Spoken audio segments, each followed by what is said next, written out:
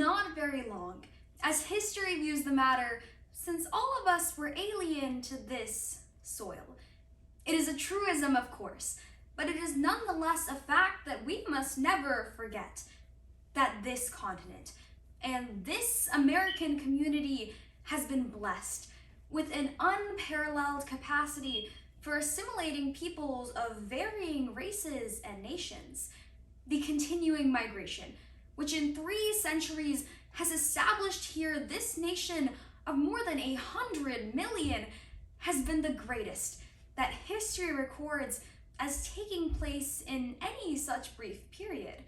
Starting anew, in a land of almost unlimited natural opportunity, the early settlers found that the success of nation-building experiments must depend on their working harmoniously together, sinking non-essential differences, cooperating frankly and sincerely in the general interest, and above all else, forgetting ancient antagonisms. It has been our good fortune that we have been able to shake off the old traditions, to strike hands with our neighbor in the common effort to preserve our newfound liberties. And along with this, through our system of universal education, we have been able to guard against the revival of old, or the creation of new regional or group hostilities.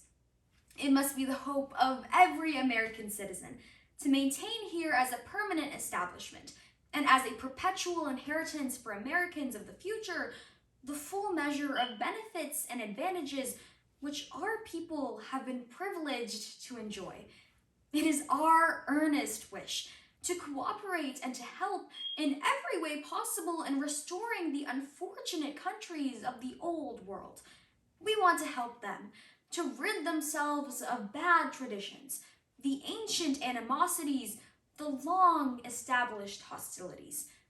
We want our America to continue to be an example and a demonstration that peace, harmony, cooperation, and a truly national patriotic sentiment may be established and perpetuated on an American scale. We believe our first great service to the old world will be in proving this, and in proving it, we shall be doing the things that will best equip us, spiritually and materially, to give the most effective help toward relieving the suffering nations of the old world. But in cherishing all that is best in the land of your origin, and in desiring the welfare of the people of the old home, the question arises as to how that result can be best secured. I know that there is no better American spirit than that which is exhibited by many of those who have recently come to our shores. It is my belief that those who live here and really want to help some other country can best accomplish that result by making themselves truly and wholly American. I mean by that, giving their first allegiance to this country and always directing their actions in a course that will first of all be the best interests of this country. They cannot help other nations by bringing old world race prejudices and race hatreds into action here. In fact, they can best help other countries by scrupulously avoiding any such motives. It can be taken for granted that we all wish to help Europe. We cannot secure that result by proposing or taking any action that would injure America, nor can we secure it by proposing or taking any action that would seriously injure some European country.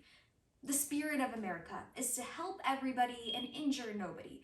We can be in a position to help only by unifying the American nation, building it up, keeping it strong, keeping it independent, using its inclination to help and disinclination to injure. Those who cast their lot with this country can be true to the land of their origin only by first being true to America.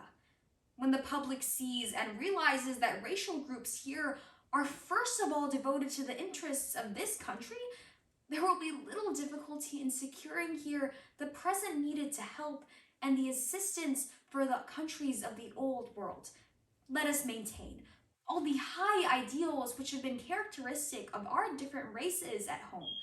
Let us keep our desire to help the other lands as a great and broad principle, not to help in one place and do harm in another, but to render assistance everywhere. Let us remember also that the best method of promoting this action is by giving undivided allegiance to America, maintaining its institutions, supporting its government, and by leaving it internally harmonious, making it eternally powerful in promoting a reign of justice and mercy throughout the earth.